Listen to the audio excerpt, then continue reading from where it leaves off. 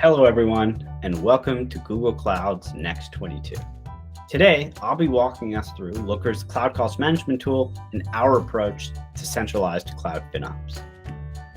I'll start with an introduction of myself. My name is Jesse Sherb. I'm a PM here on our Industry Data Cloud team at Google Cloud. I've been with Google since 2020, and I've been with the Looker organization since 2018. A brief agenda of what I'll cover today. So I'll first start off with just a few slides talking through the challenges that we see customers face when it comes to multi-cloud reporting and centralized cloud financial operations.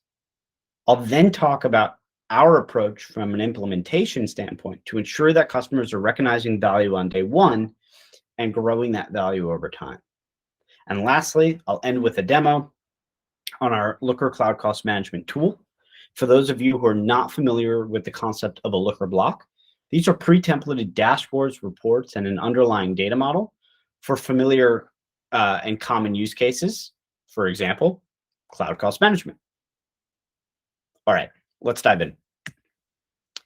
So in developing this solution and working with our first few customers, we really boiled down the problem statement into these three key areas. And this here on the left is probably the lowest hanging fruit, which is just general low visibility out of the box when it comes to in-console cost management reporting. Customers typically desire a deeper level of analytics when it comes to their billing and their cost management data. And what makes this increasingly more difficult is that more and more customers are consuming services across many different public clouds, whether that be GCP, AWS, Azure, and it's really difficult to get an apples to apples comparison of spend.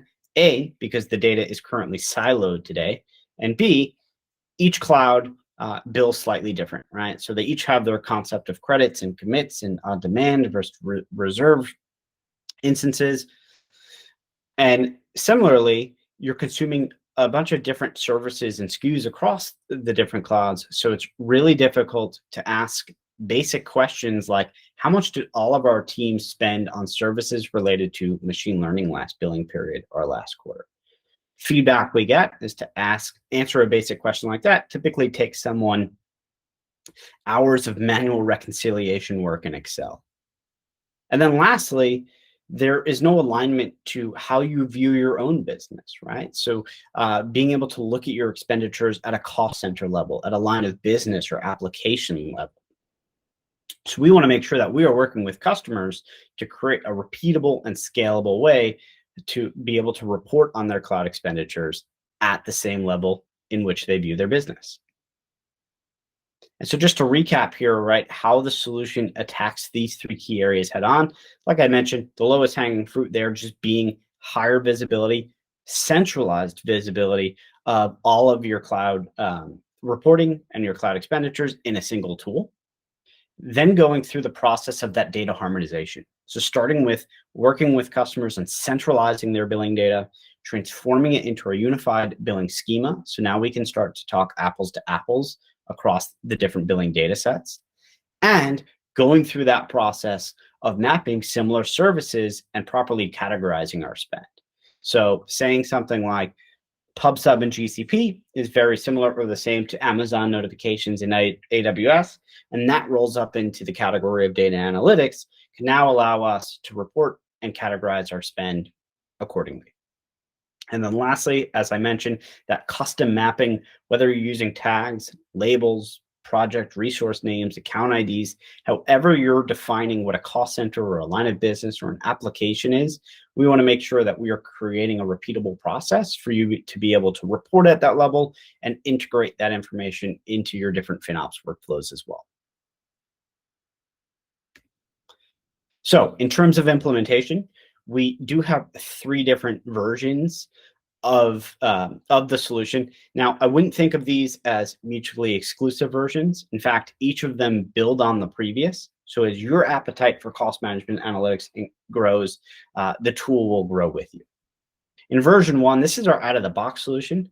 So in a very short amount of time, you'd be able to stand up centralized reporting of your AWS, your Azure, and your GCP spend all within Looker with no data egress. The data is going to remain in each respective cloud environment, and we're simply just providing a centralized place and a bit deeper level reporting for each respective cloud.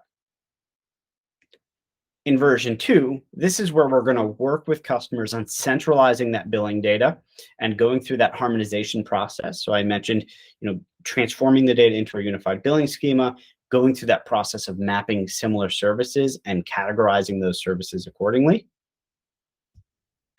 And then lastly, you'll see version 3 of what we call a bespoke solution. We realized very early that when it comes to cloud FinOps, each organization is going to have their own nuances and their own requirements. And at some point, the solution is going to fork in order to really meet each and every one of your needs when it comes to cloud FinOps. But some of the bells and whistles that we see in a version 3 implementation are things like adding forecasted spend, being able to apply those forecasts against budgets or commits, implementing FinOps workflows such as showback and chargeback support. And most importantly, like I mentioned, making sure that we're creating that mapping of tags, labels, account IDs, billing, project names, resource names, etc., to the cost centers and lines of business of your organization so that we can report at that level accordingly. Okay, let's dive into a demo. So when we hop over to the Looker tool, once implemented, and again, this is assuming that a customer here has implemented all 3 versions of the solution, you will see a board within Looker that is going to provide your multi-cloud reports and then reporting for each respective cloud, starting with GCP, AWS, and Azure. So I'll get started here on our multi-cloud dashboard. And what we can see here is a total cost, across our 3 public clouds, GCP, Azure, and AWS. And for many customers, this is the first time they're getting a single number that looks across all of their cloud expenditures. In this case, over the last 90 days, we can see what that breakout looks like per each respective cloud and what that looks like on a rolling daily basis. I also want to point your attention to some of the filter options we have here at the top. So as I mentioned, right, this assumes we've gone through that data harmonization process. And so we can very easily now say, hey, show me the same analysis or show me the same dashboard for only expenditures related to services for ML or for storage. We can filter on specific service types, cloud providers, and I'll dive a bit more into this in just a moment, but cost center here as well. As we scroll past the summary section down to our breakdown section, as simple as this section looks, this tends to be a bit of an aha moment for customers who say, something as simple as a stack ranking of the top services we're consuming across cloud typically takes somebody, some work in Excel to manually reconcile the different invoices coming from each cloud just to provide, a very basic chart like this. And so in this section, we're going to start at the most macro level in terms of the service categories we're consuming, then go to the actual services, down to the cost centers that are consuming them, and lastly, even down to the project or resource level, depending on the cloud. And lastly, we have a section where we call area to watch. This essentially is just looking either by product, by cost center, or by resource to understand our period over period spend, to keep an eye on our largest expenditures to ensure that nothing is getting out of hand or has fell off a cliff tremendously from one period to the next.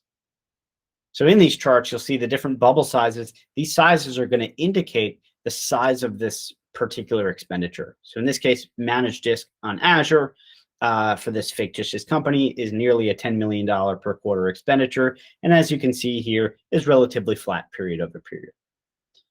Whereas something like this, BigQuery in GCP, a much lower expenditure, but still significant, over 1.3 million, is up nearly 80% period over period. So something certainly we would like to understand why that may have occurred.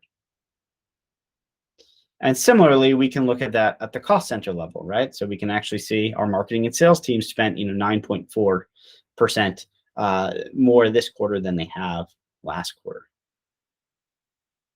So on a Looker dashboard, anytime that we're looking at any of these data points, anything that we have questions on or that we want to investigate further, we can simply just click on those data points. For example, our marketing and sales team.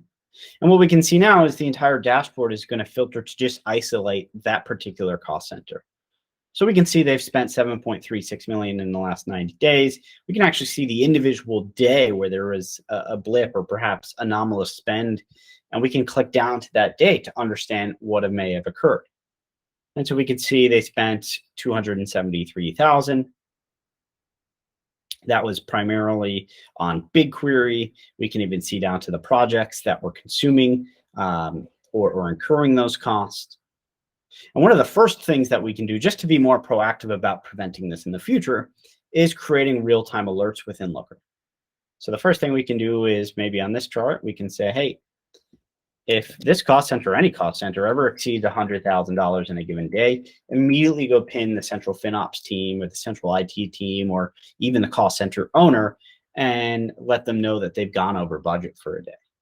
And because this is such a critical metric to the business, we actually want Looker to check for this every 15 minutes. And so in addition to drilling down and creating alerts, perhaps the most powerful way that we can interact with a Looker dashboard is the concept that we call explore from here. So if we come down and we say, okay, maybe it was this client heartbeat dashboard that was contributing to that blip or that spike in spend. And we want to add some additional context or ask some additional questions of the data. The Explore environment, or the self-service part of Looker, is going to provide us with this curated list of metrics and fields that we can now add to the query, add to the visualization to get some more context about what might be going on. So, for example, we might want to do some period over period analysis.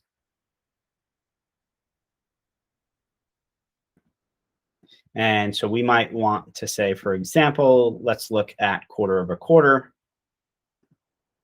And let's see if any of these projects, and maybe we want to add some data labels. And so, yeah, we can see this client heartbeat dashboard was up nearly $600,000 from the previous quarter to this quarter. And so the next natural step then is to make sure that the owner of that project or of this given cost center is aware of this to make sure, hey, was this expected? Was this unexpected behavior? And so we can start to bring in additional metadata here into the query, for example, the cost center owner. And now we know that we have to reach out to Alex in order to figure out what was going on.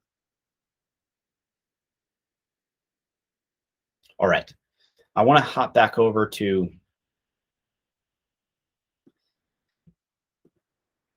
our Cloud Cost Management board here and go through some other example of reports that we get here as well. So some feedback we have from customers is that they want to understand which resources, which projects are their largest expenditures across cloud. And so this is a way of stack ranking those based on a given time frame. So in this case, quarter to date, you can look at this week, month, year, etc. What we can see is it will be the top 5 project or resources depending on the cloud in terms of total expenditures for that given period. So we can see an Azure resource group here, Block Diamond Solutions, over $26 million expenditure for this company, up or relatively flat period over period. We can get a deeper understanding of where that spend is being allocated and even some consumption numbers here as well, or usage numbers rather. And then we can see an AWS resource, some GCP projects here, all within a central pane. In addition to multi-cloud reporting, we also have the ability to dive deeper into any respective public cloud. So I'll show a quick example of one of these GCP reports that we have. But GCP introduced a cost optimization recommendations export. I know that's a mouthful, but if configured, this dashboard will sit directly on top of that export in BigQuery, and it will give us line item recommendations for things that can result in a direct cost savings. So starting with VMs, right? Downsizing or resizing underutilized VMs, and the total cost savings as a result of doing so. So here are all the different recommendations we have and the total cost savings of going through and executing on all of these. And then we can look at the same thing from a PD perspective.